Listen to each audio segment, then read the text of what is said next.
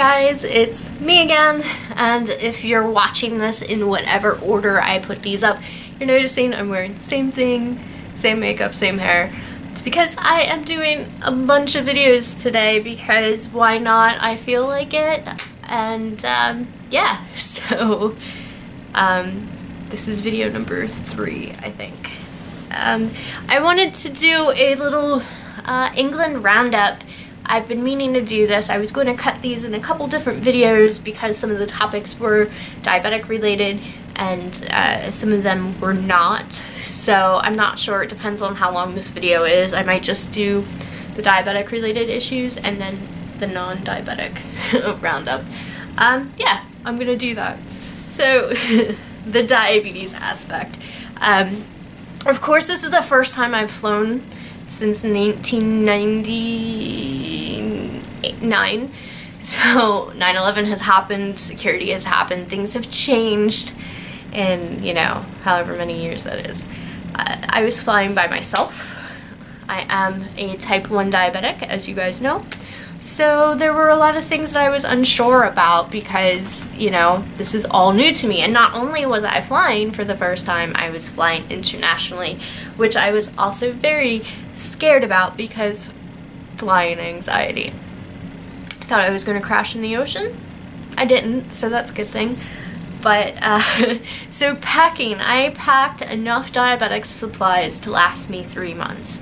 And I know that sounds obsessive if you're not a diabetic, but you never know if you lose supplies, if you have problems with supplies, if you happen to be stuck where you are for whatever reason, plane delay, you know, security issues at the airport, whatever it may be, you need to have your supplies. So I packed 3 months worth of strips. I packed like 100 lancets, 100 needle tips. I packed 4 of each insulin pens, so Lantus and Novolog, and I packed, I would say, $30 worth of glucose tablets, which I don't know if you guys know. They're pretty affordable. I got the big bottles and the individual ones, which I did go through most of that while I was there. Not because I was low, I was just walking a lot, so I had them on me and I ate them when I ate food too to make sure I had extra glucose, but that's besides the point. I did pack all of that in my carry-on, which leaving from Philadelphia to England, it wasn't bad. TSA was cool about it. You know, I told them ahead of time, like, hey, I'm a diabetic and here's diabetic supplies, and they looked at me like I had 10 heads and went through, everything was fine.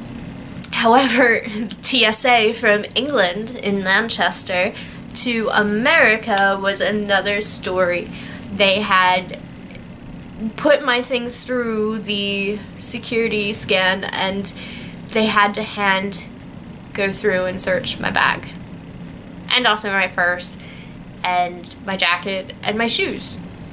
Because of the diabetic supplies, even though I said, you know, they're diabetic supplies, I guess they just randomly decided to search through my bag, which was a pain in the ass because not only did I have, I think an hour before my plane was going to start boarding, there was at least 100 people there also having their bags checked. So I was freaking out, plus flying anxiety and leaving, and I didn't really want to leave because I had so much fun. There was all these little emotions. Luckily, the TSA agent was pretty cool. He was funny. He was looking through my stuff, and he was making little comments because my mascara was called Better Than Sex, and he's like, oh, really? You know, so he was cool, and he apologized. He could tell I was nervous, and, you know, it was my diabetic supplies. It wasn't like they gave me a problem about them. That just alerted them to search my bag. So that was that. Luckily, I got to my gate with like 20 minutes to spare, which I was already freaking out about because they had unpacked my bag and I had to like cram stuff in it and it wasn't fitting because I had a lot of stuff in it. It was just a lot of emotions, I guess you would say, for that day. Then let's see, being diabetic in England, carbs did not impact me as much as they do here and in America. I want to say it's because of the FDA guidelines are different there to here that my body just accepted the carbs better. I was also very active and walking a lot, so I'm sure that also, helped. But I had no problems. My blood sugar was perfect. I mean, it was on the lower end a lot of times, hence the glucose tablets. But I managed it. It was great. No issues with my blood sugar. There was no issues with my blood sugar flying, because I know people say sometimes your blood sugar reacts a little differently when you're up in the air with the altitude, but that was not an issue at all. And overall, I found it was very easy to read the nutritional labels. It took me a little bit, but it was easy because they measure things per 100 grams versus a serving size. Here in America, they would say half a cup, whatever, 15 things of this or whatever. Their thing was grams, so it was a little different in how it was read, but it was still manageable. So overall, my diabetes was my friend when I was in England, and it wasn't a problem at all. So if you are a diabetic and you're traveling, especially traveling internationally, bring more than enough supplies. I was more than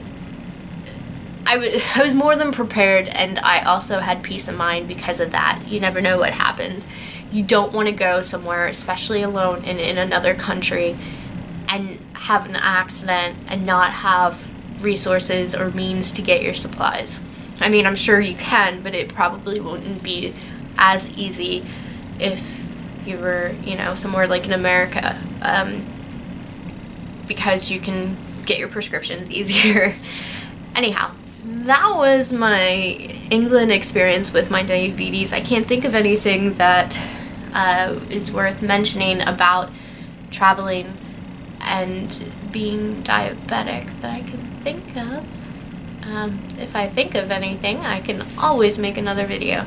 Alright guys, if you are diabetic or know someone who is a diabetic and you have questions about traveling that I did not mention, just comment down below and I will answer them. And if I end up getting a lot of questions, I'll just make another video. So if you have any questions, just put them there. Alright guys, I thank you so much for watching, and stay tuned for part 2 of my England roundup.